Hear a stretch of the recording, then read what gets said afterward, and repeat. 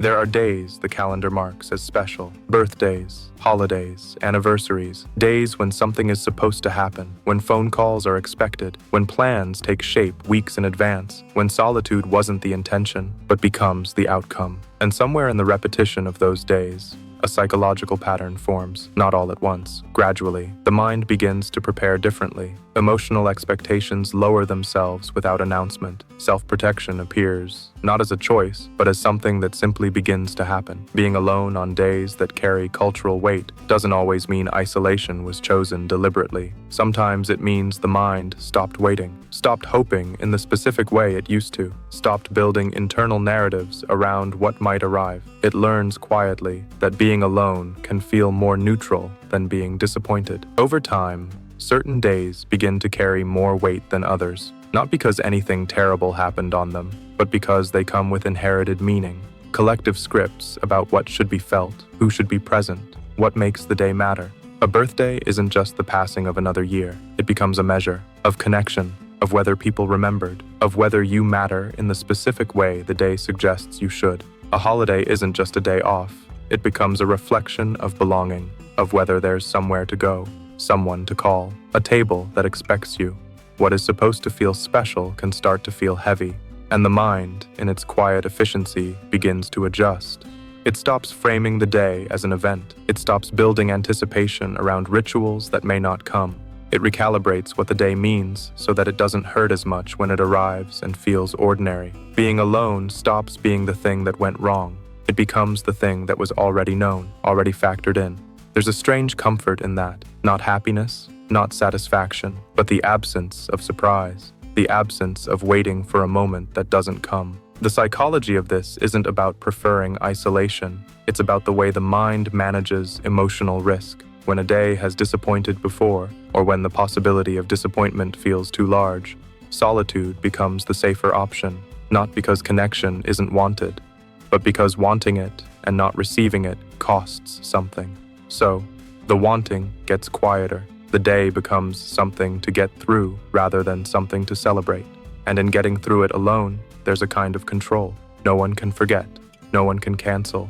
No one can show up in a way that confirms the fear that maybe you weren't as important as you hoped. Solitude, in this context, isn't loneliness. It's preemptive.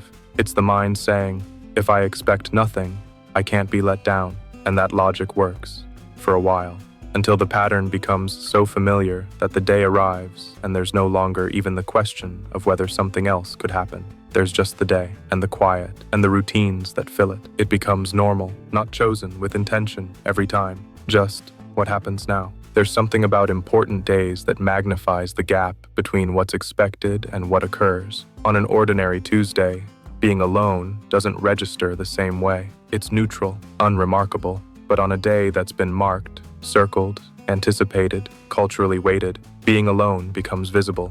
It becomes something to explain, to yourself, if no one else. And the explanations vary. Some are practical. Schedules didn't align. People are busy. It's just a day, after all. Others go deeper, quieter, the kind that don't get spoken aloud, but sit there anyway. Maybe I'm not the kind of person people make plans with. Maybe I've drifted further than I realized. Maybe this is just what my life looks like now. The mind doesn't always frame these thoughts clearly. They arrive more as feelings, a heaviness that doesn't have clean edges, a sense that something is missing, but trying to name it feels like asking for too much. So instead, solitude becomes the frame, the thing that makes the day predictable, manageable. It removes variables. It removes the possibility of waiting for a text that doesn't come, of hoping someone will reach out, of wondering if plans will actually happen or quietly dissolve. In that removal, there's relief, not joy, not peace, but the kind of stillness that comes from knowing exactly what the day will hold. No surprises, no letdowns, just the day and the person moving through it. Eventually, this becomes more than a response to one birthday or one holiday. It becomes a way of approaching all of them, a kind of emotional preparation that doesn't require conscious thought anymore. The mind anticipates the day, and instead of building hope around it, it builds distance. It lowers the emotional stakes before they can rise. It treats the day as something that will pass, not something that will matter. And on the surface, that distance looks like indifference, like not caring, like being fine. But underneath, it's not quite that simple, because choosing to be alone, or learning to expect it, doesn't mean the desire for connection disappears. It just means the desire has been weighed against the cost of disappointment, and the latter felt heavier. It means the mind found a way to protect itself. Not perfectly, not without cost, but enough to make the day bearable.